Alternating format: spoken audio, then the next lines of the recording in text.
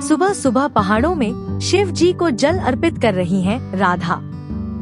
जल अर्पित करने के बाद मटके में पानी भरकर घर की ओर जाती हैं और राधा की माँ पीछे से राधा को देख रही थी।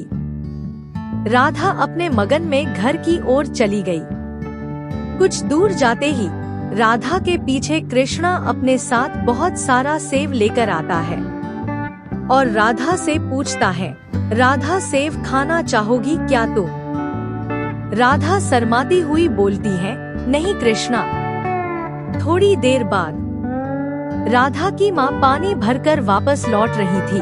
तभी एक मुर्गा आकर राधा की माँ को भड़काने लगता है। राधा पानी भरने के बहाने कृष्णा से मिलने आती है। मुर्गे ने बोला। राधा की माँ कुछ ना बोलकर वहाँ से निकल जाती है। कुछ दूर जाते ही राधा और कृष्णा को बात करते हुए राधा की माँ देख लेती है। राधा की माँ को देख राधा और कृष्णा डर से भाग जाते हैं और राधा की माँ भी वहाँ से घर चली जाती है। ये बात पूरी गांव के लोगों को पता चल जाता है और ये बात कृष्णा के पिताजी को भी पता चल जाता है। फौरन कृष्णा की माँ कृष्णा को ढूंढने चली जाती है और डांट लगाती है, क्या कर रहे हो कृष्णा? पूरी गांव में तुम्हारा ही चर्चा चल रहा है। कृष्णा बोलता है, ऐसा क्या गलती कर दिया हूँ मैं माँ?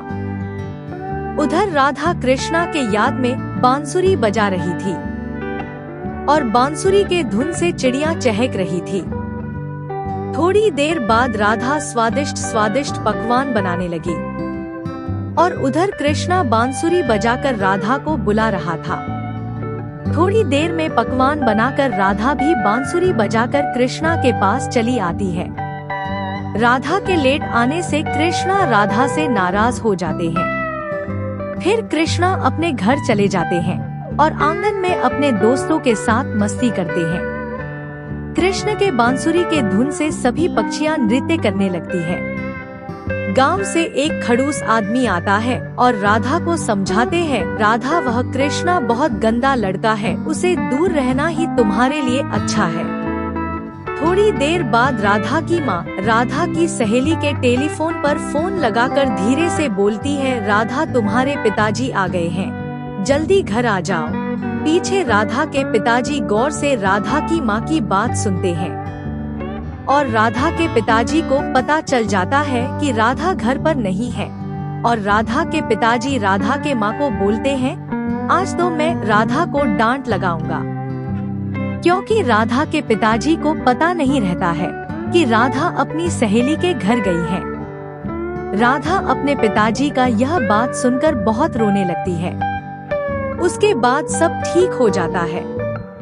दूसरे दिन दीपावली का त्योहार था। पूरा घर सजा हुआ था, आंगन में रंगोली बना हुआ था और पूरा परिवार बहुत अच्छे से दीपावली को मनाए। उसी दिन रात में राधा कृष्ण को याद कर बुलाती है और चुपके से मक्खन देती है और मक्खन देखकर कृष्णा का खुशी का ठिकाना नहीं। मक्खन लेकर कृष्णा वहाँ से चल जाता है। दूसरे दिन राधा और कृष्णा दोनों झूले में बैठकर बात करते हैं। राधा बोलती है, हम दोनों एक नहीं हो सकते क्या कृष्णा? कृष्णा बोलता है, हम दोनों एक ही हैं। मेरे नाम लेने से पहले लोग तुम्हारे नाम लेंगे। राधा कृष्ण।